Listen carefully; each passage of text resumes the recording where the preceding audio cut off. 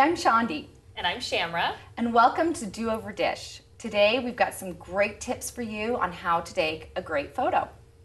Okay, you may be wondering why this is so important when you're going through a divorce, but it's really important. Number one, if you're not on Facebook, now's the time to get on. You'll reconnect with lots of friends from high school. Some old flames might be single. They may have a brother that's single. It's all about networking. Absolutely. So this is a great time to get on Facebook. If you're already on, you need to fix the photo. I guarantee it. You need to make sure it's a good one. Yeah, it probably has you and your 3 children in it, or, you know, who knows. Which might not be as appealing to everybody, you know, out there. Right. Right. Let's just get you in the door first. Exactly. So definitely you're going to want to have a great photo for Facebook. And also, you've probably spent the last few years behind the camera, not in front of it, taking pictures of your kids. Any picture that you have in your home with your children is probably with your ex also. Yeah. So it's a great time to switch out those photos and take some really beautiful photos of yourself and your children. So that brings us to our guest, and this is Shelley Goodstein. This is my dear friend who cannot take a bad photo. She's beautiful. It's impossible. Oh, it's very flattering. As a matter of fact, she was just chosen by More Magazine out of 2,500 women based on her photo and her divorce story. So, congratulations! I didn't know that. Thank you. Good news. Yes, women over 40. So I didn't have quite the younger audience to compete with. Oh, well, you could have anyway. Yeah, definitely. So, Shelley, tell us your best tips.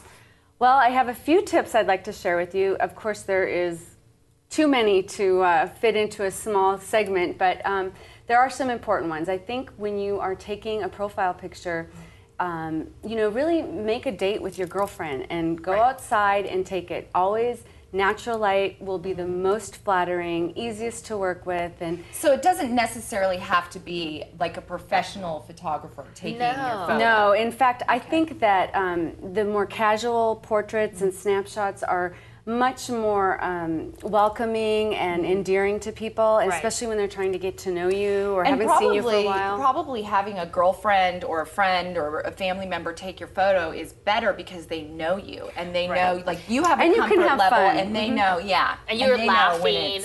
And I think it's kind of weird when people put a professional photo on Facebook. Don't you? I find that a little well, they don't change it for a few years. So, you know, very true. You know, the whole purpose of these sites are to be dynamic. So you do want to change. If it's winter, you don't want to be in a little sundress. You can kind of switch it up a little. Good. Then my second tip for you is smiling. We all know how to smile. Yeah.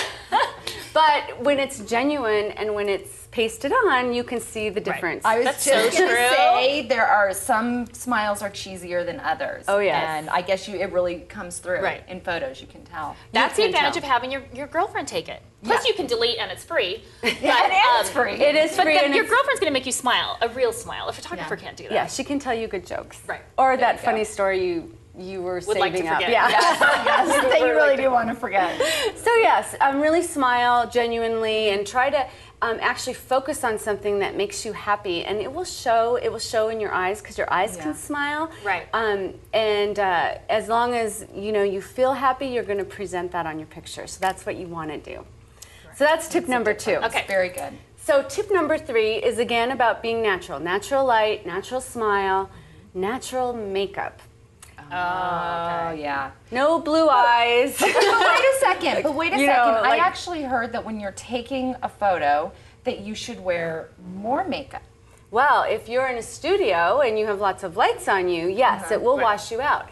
If you're outside, no, you don't. Especially in the natural light. That's good to know, because I've made some mistakes with that, for sure. We can all look back through our photos and see our mistakes, definitely. Yes. So, keep it natural. And remember, you're looking at this now, but, you might want to share this with your children, and it really does date you, and you're one of those "what was I thinking" moments. Oh my gosh, yes. Take me back to high school, and we'll talk about that one. So keep it natural.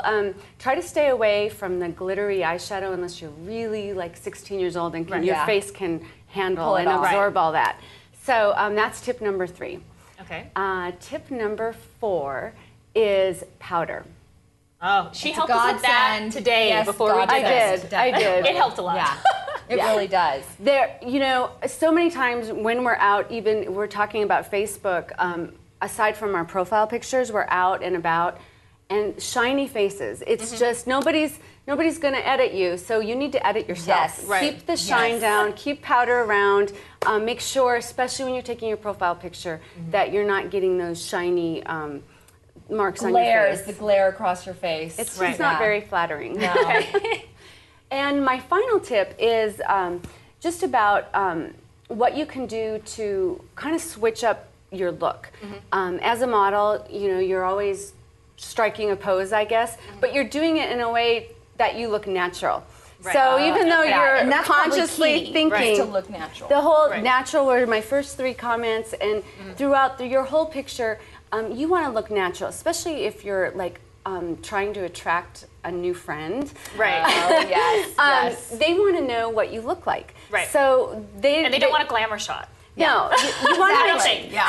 No, because they know it's been altered or whatever. You want to present yourself as you are. Right. Because if you're going to spend the time investing, setting up to meet someone on a site that does online dating. Because we didn't even talk about those sites, and we have Cougar.com. Oh, yes. The world has changed. SugarDaddy.com. The Sugar Daddy. Yep. I missed I think that there's like a militaryman.com. There's some doozies out there. If you really start investigating. Anything that you're interested in, there's a .com matching site for that. Yeah. I believe it. I believe it. I haven't investigated now, but so you want to put out who you are, because nothing is worse than if you show up at your appointed meeting place and someone takes a look at you and you're not genuinely what you presented. Right. They're walking out and you're sitting there for the next hour thinking, well, I think he should be coming. And I actually have a girlfriend who said that she had saw the guy's profile picture and everything, this really good looking, built guy, everything, shows up on the date, goo.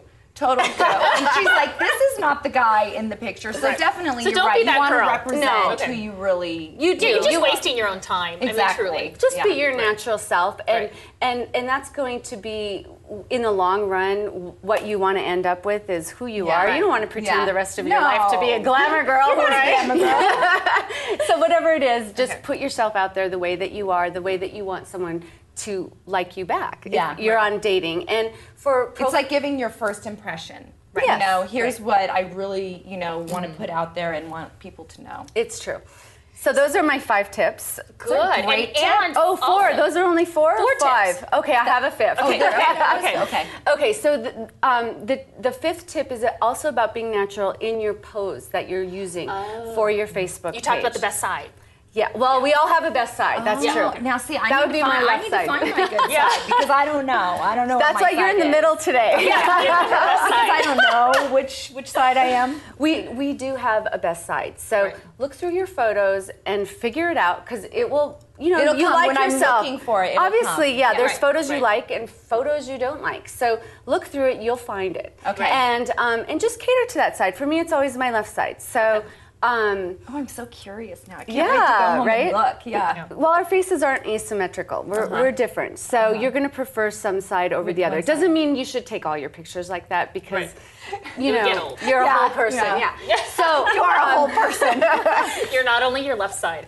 Right. So, but when you're taking your picture, there are little subtle differences that you can make, just this part of you, that will make a complete difference in how you look on your picture. Okay. Yeah. So I'm going to just show you on camera just a little bit of what you can do. Okay. All right? Okay. Ooh, I want to practice with her when she tells us what to do. Okay. Okay, so when you're straight on, you're going to have a straight on picture.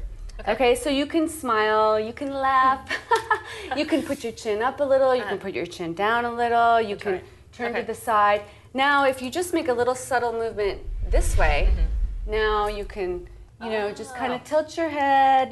Every click, every time you the tilt is often good, because you lose the extra, skin around your jaw. So it is better. Is it better to tip down, or is it better to the side? To tip? Well, I have some really strong opinions. Okay. All right, let's hear the strong opinions. Well, I think that it's not very attractive to look like a Japanese anime character.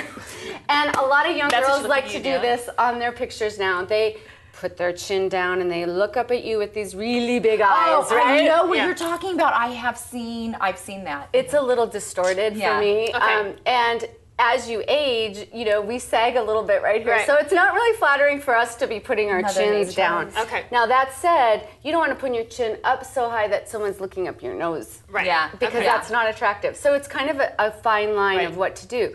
But always the neck, we want to elongate our neck in a picture. Okay. Right. And so, sometimes we want good posture, but sometimes we want a little bit of a slouch that's very natural. Yeah, what you did just a little bit earlier, that was really sexy. Like how it wasn't perfect posture. That's right. Right, you just, by changing your shoulders, you create a whole different look, or by lowering one shoulder or turning, your head towards it. You can look the other way, tilt your head. There's just so much. So maybe this is something that you can practice on your own at home, either in the mirror or at that photo shoot that you have your girlfriend help you out with. I think do both. What do you think? Both. Do both. Yeah, because you can delete them. Now, Shelley, if someone wants to find out more about how to take the perfect photo, I know you're writing a book right now. I am. How can someone Very find exciting. you and get all of your tips? Because she has more.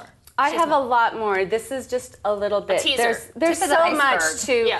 to, there's so much to putting your best self out there. So I am writing a book. You can log on to my website, facethis.me, and you can either download my book or purchase it on my website. I'm going. Thank you so much. Thanks for having me, you guys. It was fun.